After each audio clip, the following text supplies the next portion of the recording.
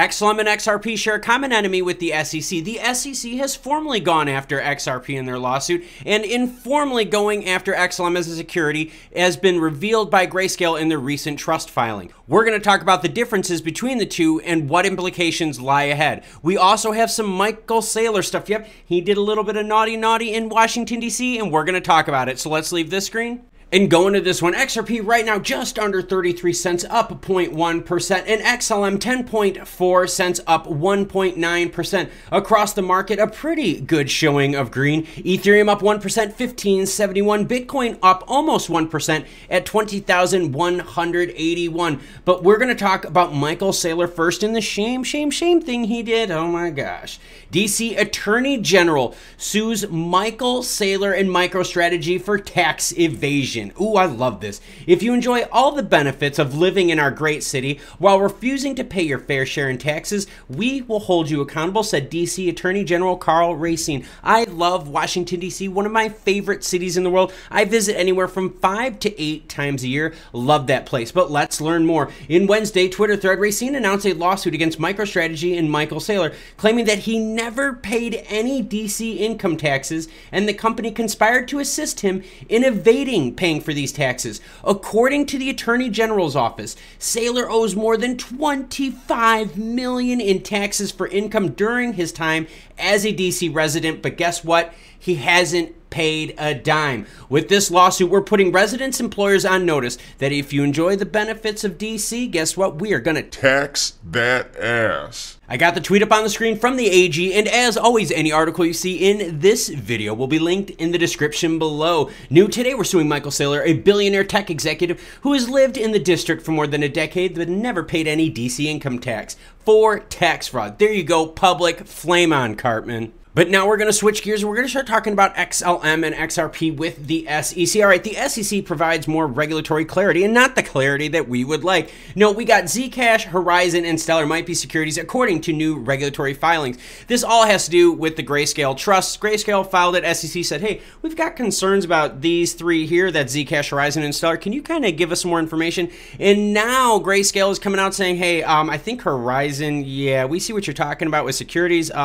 Maybe we need to talk more about this, and that's what's going on right now. While I was editing this, I wanted to add some context. The SEC so far has denied every application so far to take things from a trust to a spot ETF. Denied every single one, costing investors out there billions. There is no official inquiry into XLM as security by the SEC. They're not going after them like they are with Ripple. Now, let's be honest here, and let's talk strategy real quick from the SEC. If you were the SEC, would you be going after everyone? No, you wouldn't. You have to save your resources. So what the SEC is doing right now, and let's go big screen. What the SEC is doing right now is building a case of precedent with the XRP case. Of course, the SEC thinks they're going to win. That's why they went after XRP. So they're thinking, hey, once we beat XRP in the case, I personally don't think the SEC is going to win. And a bunch of us out there are thinking the same thing.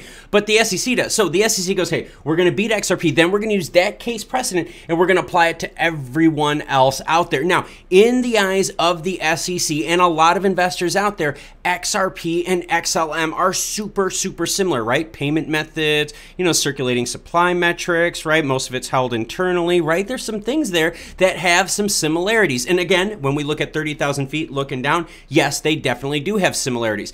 But right now, the SEC does not have the manpower to go after all of these cryptos. That's why you're not hearing the SEC go totally crazy and put out 10, 15,000 different subpoenas for different companies out there. Right now, the SEC has got its sights on XRP, a few others, and there's 9 more. Yep, there's 9 more that the SEC is getting involved with, and let me read them off to you now. I'm going to read the 9 and then we're going to talk more SEC strategy. The SEC's 9 outside of XRP, XLM, Horizon, and Zcash are Flex's AMP, Rally, the Rary Governance Token RGT, Deriva DAO DDX, XYO LCX, Power Ledger POWR, DFX Finance DFX, and Chromatica KROM. Those names sound like we're going to have a wild time going to a rave in the late 90s. But getting back to the serious stuff, now the SEC is also going after LBRY, and a lot of this has to do with the whole Howey stuff, right? And what bugs me about the Howey thing is I believe there has to be a new set of standards when it comes to cryptocurrencies. Part of the assumption that the SEC is making with library that will apply to XRP, will apply to XLM, will apply to everyone else is this. Imagine if you bought gold. You go to a jeweler, right? You bought gold and you're like, hey, you know what? I want to buy myself a gold necklace just so it looks cool, right? Just vanity. Or I want to give my wife like a necklace saying, I love her, right? Cool gesture, right? But some people buy gold because they think, hey, if I buy gold, I'm going to hold on to it and it's going to be worth more 10, 15 years later.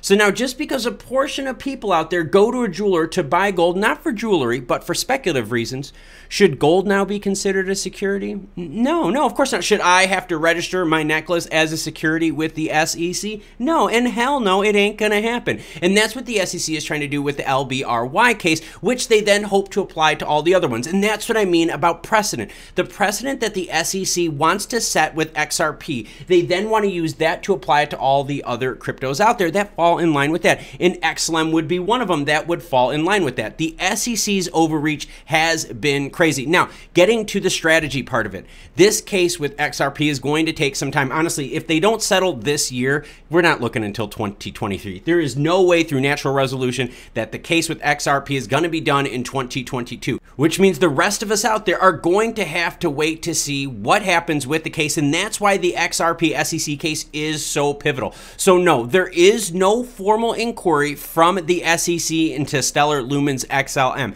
This all has to do with technicalities, reading between the lines, with a grayscale trust. And the grayscale trust, the reason this is big is because they're going to take this grayscale trust, then they're going to convert it into an ETF. That's one step closer to where we all need crypto to be. And Grayscale, BlackRock, and one other company out there, I can't remember who the name is, but one other company out there, they're all going after the SEC right now, filing for applications for spot ETFs. So again, no, the SEC is not formally going after XLM, but the precedent between those two cases, SEC versus XRP and SEC versus LBRY, could easily be set to apply to all the other cryptos out there.